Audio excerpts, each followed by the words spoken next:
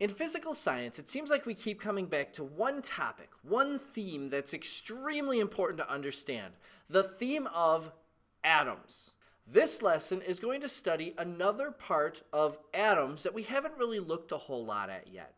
We've looked a lot at protons and neutrons as we've considered the nucleus of an atom and how the nucleus can break apart in a nuclear reaction and release different types of radioactivity. In this lesson, though, we're going to consider how the electrons around the outside of an atom form different types of bonds. And in fact, in this lesson, we're going to think about strong bonds that atoms form and weak bonds. Now, what is a bond exactly? A bond is an electrical force that connects atoms together. Do you hear a word in the word electrical? Do you hear electron? Electrons are related to the word electrical because electrons have an electric charge, a negative charge. Protons also have an electric charge, but it's the opposite charge from an electron. It's a positive charge. So that word electrical simply refers to the positive and negative charges that protons and electrons have that cause them to want to stick together and attract. This first type of strong bond is caused very directly by that electrical interaction. It's known as an ionic bond, and it occurs when a negative ion and a positive ion attract each other. Here I have a metal atom. This is titanium, which in nature is a shiny, silvery, malleable substance. Titanium tends to lose 4 electrons to make an ion with a 4+ charge. Here I have oxygen, a colorless, odorless gas that living things need to breathe in order to survive.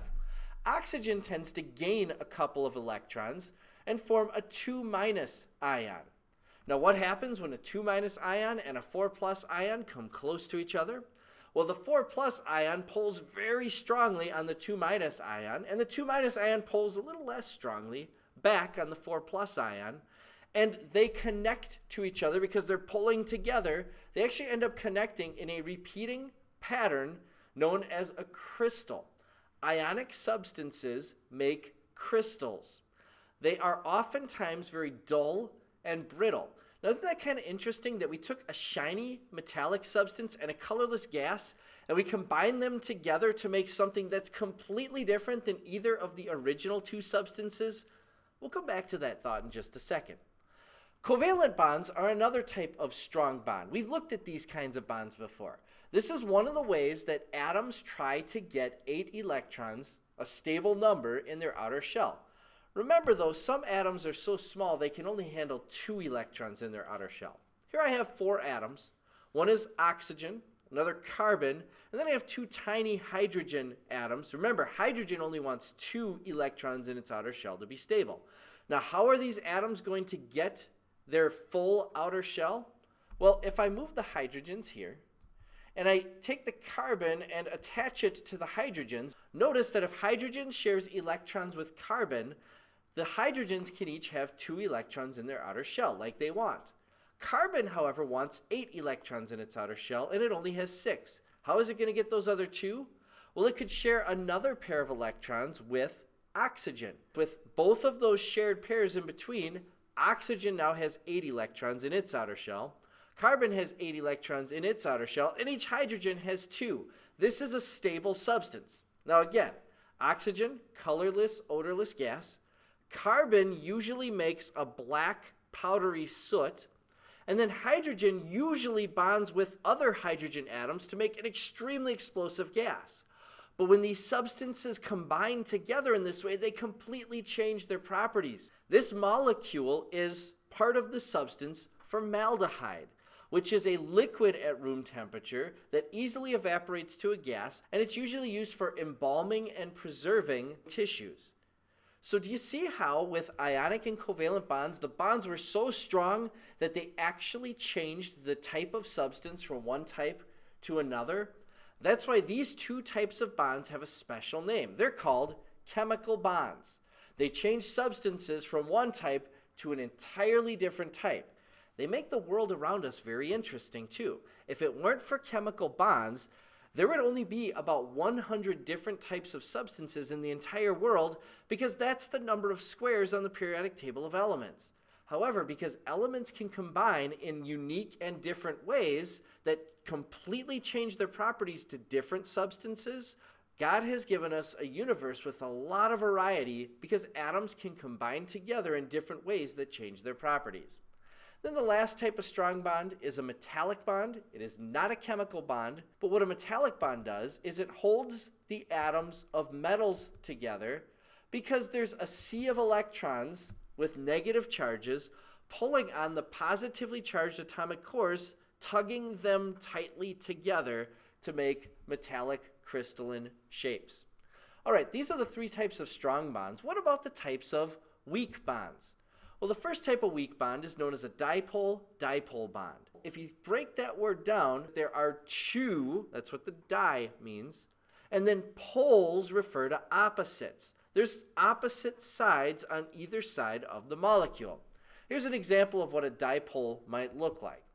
This is nitrogen triiodide, and I'm going to combine these atoms together with covalent bonds to make a new substance so that each atom has 8 electrons in its outer shell.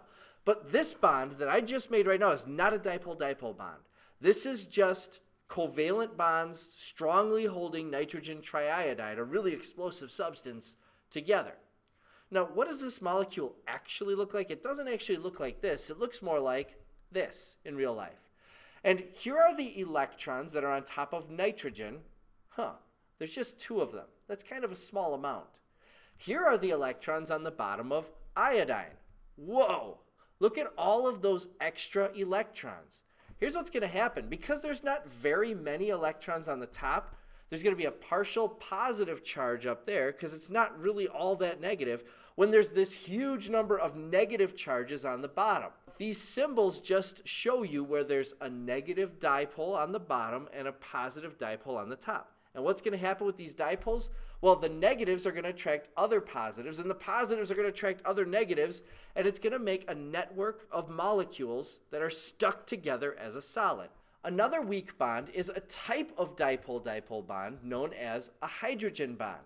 Now, these are special because they tend to form the strongest of all dipole-dipole bonds. And the way that these work is hydrogen bonds to something else, like oxygen, to make water in this case, and the hydrogen, notice, has 2 electrons shared on one side and no electrons at all on the other. Where there are no electrons, there is a very strong positive charge because there's just a proton exposed on the outside of that atom. And then where there are a bunch of electrons together, there's a negative charge. Water is strongly affected by these hydrogen bonds so that the positive parts stick to other negatives and the negatives stick to positives. That's what causes water to form liquids at room temperature and freeze very easily into solids. And then finally, the last type of weak bond is known as a dispersion bond. And then finally, the last type of weak bond is known as a dispersion bond. And dispersion bonds occur when atoms or molecules have a lot of extra electrons around the outside, like this radon atom. These electrons on the outside are moving around, and they all move to one side of the atom. What does this cause on other atoms nearby? Well, because that atom nearby has electrons surrounding it, where all of those electrons have congregated at the top of that bottom radon atom, those electrons are going to push other electrons away. They repel like charges. So the nearby radon atom is going to have its electrons pushed away, and it's also going to form a positive and negative dipole. And it's going to cause that dipole to form on other atoms nearby. And because that happens, it actually forms a substance that sticks together. The reason it's able to form a solid at all is because of this type of bond.